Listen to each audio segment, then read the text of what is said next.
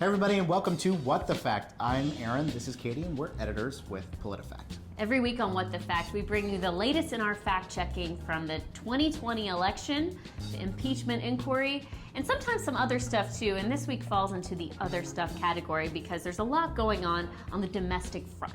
The Trump administration has announced some changes to the way that food stamps, or SNAP benefits, more technically, are distributed to families who are in need or are disabled.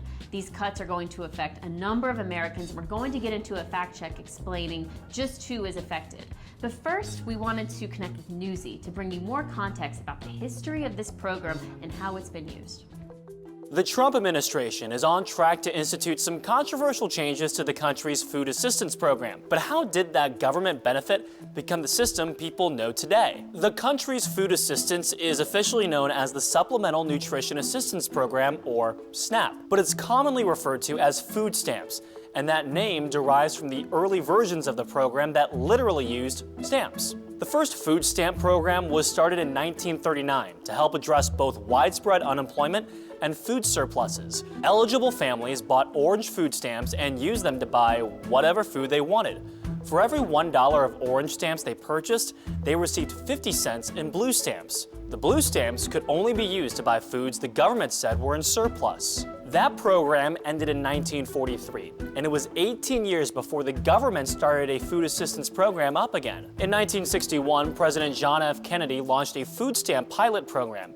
It worked a lot like the previous one, since families still had to purchase food stamps, but the stamps became cheaper. For example, a family that paid $22 for food stamps would receive $62 in vouchers. The Kennedy pilot program was tested in select regions around the country. In 1964, President Lyndon B. Johnson signed the Food Stamp Act, making the program permanent. Various laws have modified it since then, changing the eligibility guidelines, work requirements, or funding levels.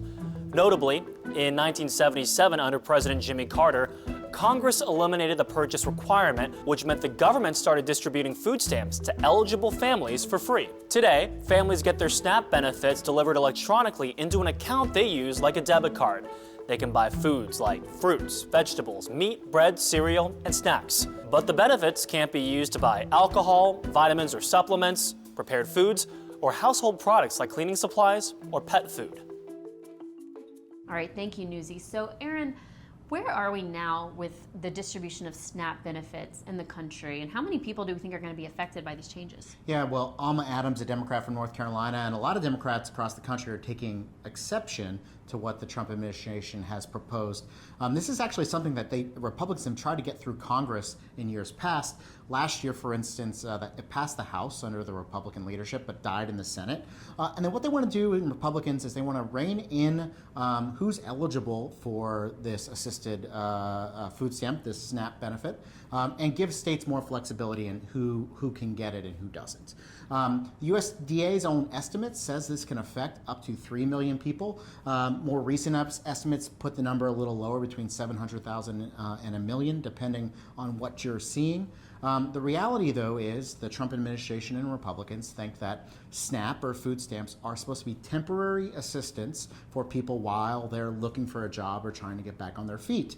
And the argument that Trump and Republicans are making is, with the unemployment rate at kind of record lows in many places across this country, this is the perfect time to kind of rein in those benefits, save the government some money. We're talking a couple $1 billion a year, and then see what happens on the private sector and let the private sector kind of take over, either allow people to have these jobs, get jobs, or say you're not going to get this benefit anymore. Now, Democrats like Alma Adams, again, a Democrat from North Carolina, tweeted that this is unacceptable, and many Democrats want to challenge this, make this a campaign issue in 2020. It's something that we certainly will follow, but it appears right now, through a rule from the USDA, Trump can do this unilaterally. So let's get back to the fact check. Alma Adams said that the Trump administration wants to cut 3 million people from SNAP, including children, seniors, and veterans. So we talked to USDA and we asked for data on each of those groups, and they did show us that for seniors and children, a number of families would be affected.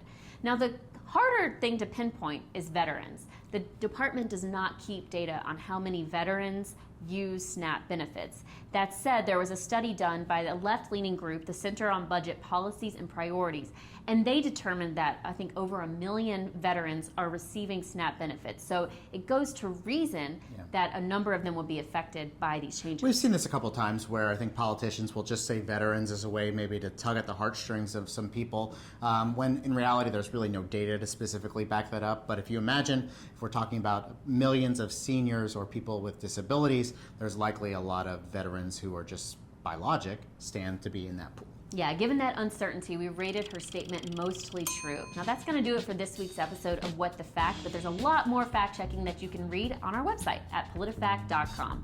Until next week, I'm Katie and this is Erin. Bye.